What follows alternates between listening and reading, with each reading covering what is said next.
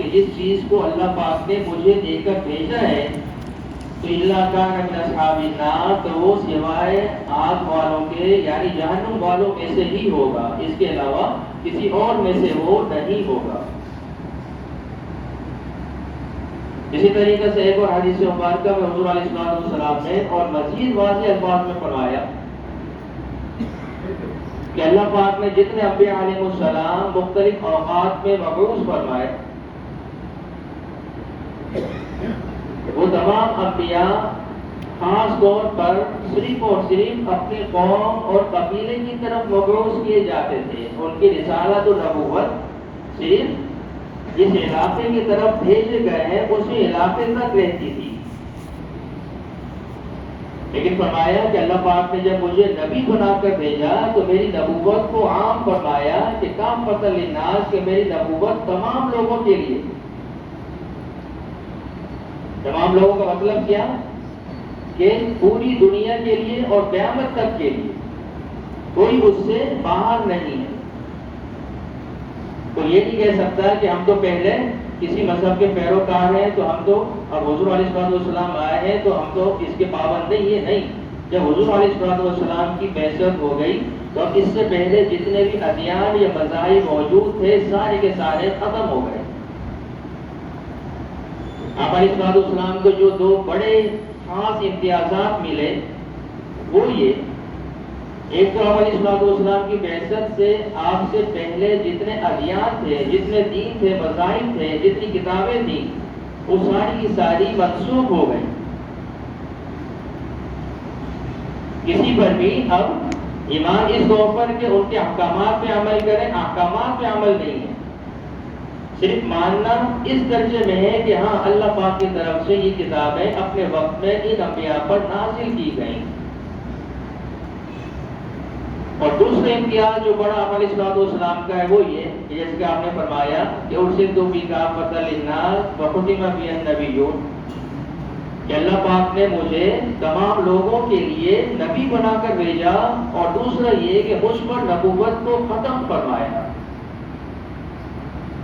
کہ میرے بعد کوئی نبی نہیں ہے۔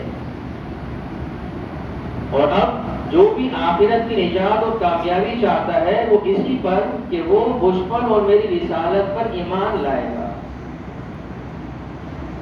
تو یہاں جو تمہید آپ کے سامنے ذکر کی یہ صرف اس مقصد کے لیے اور ایک چھوٹا سا بنیادی نقطہ سمجھانے کے لیے کہ وقت بھی چونکہ مختصر ہوتا ہے اور یہ مجمع ایسا ہوتا ہے کہ بہرحال مختصر سی بات ہی کی جا سکتی ہے کہ بعض اوقات آپ حضرات بھی سنتے ہیں، آج کل کی آواز دوبارہ سے بات گشت کر رہی ہے کہ نظریہ وحدت ادیان، یہ وحدت ادیان کیا ہے؟ یہ ایک پرانا جو سمجھ لیں کہ طریقہ کار واردات کا دینی لحاظ سے لوگوں کی ذہن کو ہائیجیک کرنے کا یا ان کے ذہن کو بٹانے کا، جیسا کہ مغل بادشاہ اکبر کے دور میں دین الہی جو اس نے بنایا تھا وہ بھی اسی انداز پر کہ تمام دینوں کو ملا کر ایک کر دیا جائے تاکہ سب جو ہے وہ ایک ہی پہ چلے اور سارے کامیاب ہو جائیں۔ تو اسی طریقے سے آج کل بھی یہ چیز چل رہی ہے اور وہ ذرا جدید انداز میں۔ اب جدید انداز کیا آیا؟ جدید انداز یہ آیا کہ اللہ پاک کی طرف سے جو الہامی مذاہب ہیں اس وقت دنیا میں وہ تین ہیں۔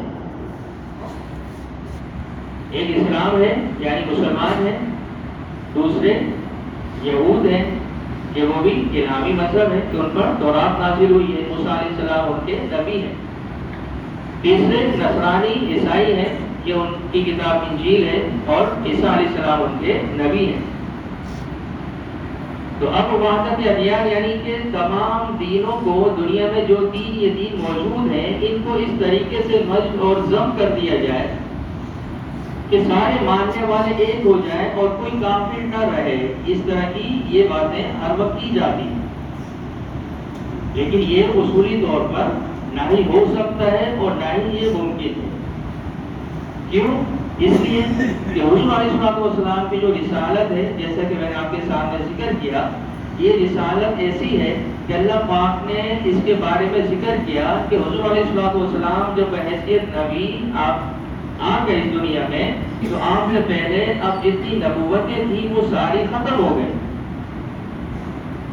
آپ علیہ السلام سے پہلے جتنی شریعتیں تھیں آپ کے آنے کے بعد وہ ساری منسوخ ہو گئی.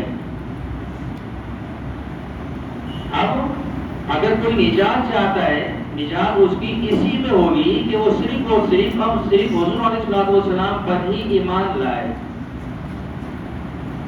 اگر ان پر جیسا کہ نظریہ ہے کہ یہ تمام دینوں کو ایک کر دیا جائے تو ایک کرنے کا ان کا طریقہ کار کیا ہے؟ وہ یہ ہے کہ ہر دین میں سے جو اچھی چیزیں ہیں وہ ملا کر ایک بنا دی جائیں.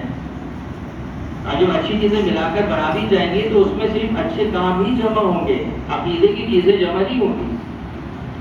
جبکہ یہاں اسلام کے لیے یا آخرت کی نجات کے لیے جو بنیادی چیز ہے جو وضاحت سے بتلائی گئی وہ کیا؟ وہ حضور علیہ السلام کی رسالت کو ماننا ہے. آپ کی رسالت کا اقرار کرنا ہے، آپ کو آخری نبی ماننا ہے، اور یہ ماننا ہے کہ اللہ پاک نے جب آپ کو بحیثیت نبی اس دنیا میں بھیجا تو آپ کے آنے کے بعد تمام جتنے بھی انبیاء کی شریعتیں تھیں وہ ساری منسوخ ہو گئی. اب اگر کوئی آخرت کی نجات چاہتا ہے تو اخروی نجات صرف اس کو اسی میں ملے گی کہ وہ صرف اور صرف حضور علیہ السلام کی نبوت کا اقرار کرے اور آپ پر ایمان لائے. اور جو چیز میں نے ذکر کی کہ جو یہ کہتے ہیں کہ تمام دینوں کو ملا کر ایک کر دیا جائے تو اس میں نبوت کا کہیں ذکر نہیں ہے. یہ اس طریقے سے کرتے ہیں کہ جو حضور کی نبوت کو سارے مان لیں، اس پر کوئی جو ہے دینوں کو ایک ساتھ جمع نہیں کر رہا، جبکہ اصل بنیادی اکائی ہی یہی ہے کہ حضور علیہ السلام کی رسالت کے بغیر کوئی دین قابل قبول ہے ہی نہیں.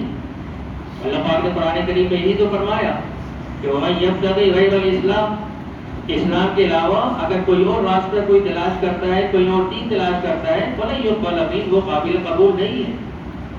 اور دین اسلام میں سر فہرست حضور علیہ السلام کی جو رسالت ہے وہی ہے کہ آپ کو رسول ماننا، نبی ماننا، اور یہ ماننا ہے کہ آپ آخری نبی ہیں، آپ کے بعد اب کوئی نبی نہیں آنے والا. تو یہ جو بعض دفعہ فتنے کے طور پر آوازیں جب اٹھتی ہیں کہ جی تمام دین جو ہے ایک ہی چیز کی دعوت دیتے ہیں کہ جب وہ اچھے کام کیے جائے، برے کاموں سے بچا جائے، تو سب کو ایک ہونا چاہیے، تو سب ایک نہیں ہو سکتے. اس لیے کہ اللہ پاک نے دین اسلام کا اپنا ایک الگ تشخص رکھا ہے، اس کی ایک الگ پہچان رکھی ہے. یہ کسی اور دین میں جمع نہیں ہو سکتا، کسی اور دین میں ضم نہیں ہو سکتا. یہ یکتا ہے، اس کی الگ پہچان ہے، یہ الگ اور یکتا ہی رہے گا.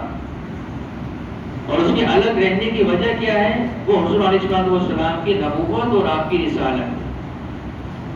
کہ جب سابقہ جو شریعتیں تھیں جو ان کے ماننے والے تھے، آپ علیہ السلام کی بعثت کے بعد جب اس کو انہوں نے نہیں مانا تو قرآن کریم نے واضح لفظوں میں کہا کہ قُلْ يَا أَيُّهَا الْكَافِرُونَ، اے نبی آپ ان کافروں سے کہہ دیں. اب کافروں سے جب کہتے ہیں تو کافروں میں سارے آ گئے، وہ سب کہ جو سب حضور علیہ السلام کی رسالت کو نہیں مانتے تھے. اس لیے یہاں یہ چیز اپنے ذہن میں رکھیے کہ ایسی جو بعض چیزیں بعض دفعہ آ جاتی ہیں، بظاہر دیکھنے میں سننے میں بڑا متاثر کرتی ہیں لیکن وہ متاثر کرنے والی نہیں ہوا کرتی.